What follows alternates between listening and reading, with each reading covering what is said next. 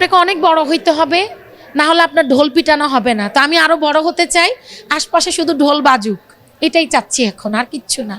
চলে যাব খুব তাড়াতাড়ি, এটা কষ্ট দেয়। সেটাই বলতে চাচ্ছিলাম, বাংলাদেশকে কতটুকু মিস করবেন এবং কি মিস করবেন?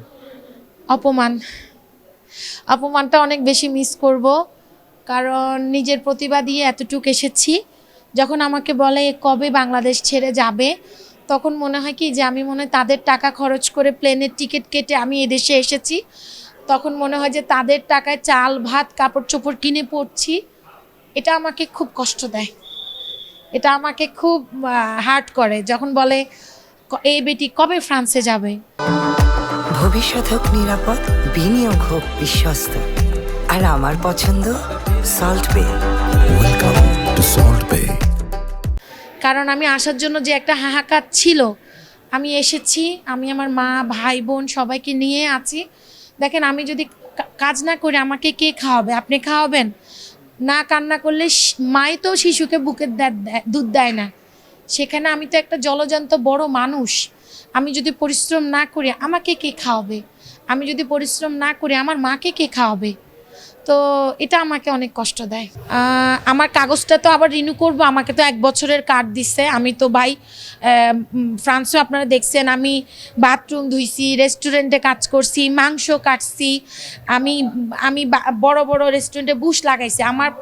এখন আমি যদি বাংলাদেশেও আমার সেম রেস্টুরেন্ট থাকতো, ফ্রান্স থেকে এসেও আমি বাংলাদেশের সেম রেস্টুরেন্টের কাজ করতাম। তো আমার এখন সবাই বলতেছি যদি বাংলাদেশে এসে ব্রাইডাল শ্যুট কিনলে করেন, কারণ আমার বাংলাদেশে আসার পরে ব্রাইডাল শ্যুটই আমার কাজ। বলে তুই বাংলাদেশ তো না, সে কেন প্রমোশন করে? এটাই আমার কাজ। আমি ফ্রান্সে যখন চলে যাব হয়তো বা অন্যের মালিক, আমার যেহেতু রেস্টুরেন্ট নাই, অন্যের অধীনে আমি হয়তো বা আবার রেস্টুরেন্টে কাজ করব, আবার সেই কন্টেন্টগুলোই আপনারা দেখতে পারবেন। এটা আমার জীবন, আমি একটু ওপেন বুক, শুধু পড়তে থাকেন যে রেহানা রাখি পড়তেছে পড়াচ্ছে, পড়তেছে পড়াচ্ছে, আমার কাজই এটা, আমি আর কি করব। যখন একা হয়ে যান, নীরবে কষ্টের কথাগুলো মনে করলে কি ভাবেন? আমি সূরা আর রহমানটা বেশি শুনি। আমার কষ্ট থেকে আমার আবেগ বেশি। কষ্ট যদি পেতাম তাহলে আমি 20 টাকার পরে উঠে দাঁড়াইতে পারতাম না। তো আমার কষ্টের থেকে আমার আবেগ বেশি, আর আমি যদি কষ্ট পেয়ে যাই আমি ওই জায়গায় দ্বিতীয়বার যাই না। আমি যদি কষ্ট পেয়ে যাই ওই জায়গায় আমি কখনো আর সেকেন্ড টাইম যাইতে চাই না। আমি এভাবেই থাকতে যাই। আপনাকে অনেক বড় হইতে হবে, না হলে আপনার ঢোল পিটানো হবে না। তো আমি আরো বড় হতে চাই, আশপাশে শুধু ঢোল বাজুক, এটাই চাচ্ছি এখন, আর কিচ্ছু না। আমি 3 মাস থাকিনি, তো আমি মাত্র 2 মাস শেষ হয়েছে, আর সব কিছু মিলিয়ে 15 দিন আছি।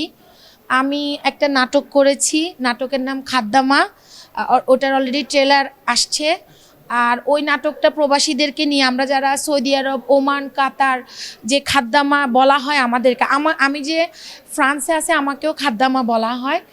একটা খাদ্দামার জীবন কতটা কষ্টের হইতে পারে, কতটা কষ্ট করে, ওই ক্যারেক্টার নিয়েই, ওই গল্প নিয়েই এই নাটকটা হয়েছে। এটা আমার ইউটিউব চ্যানেল, ফেসবুক পেজে যাবে।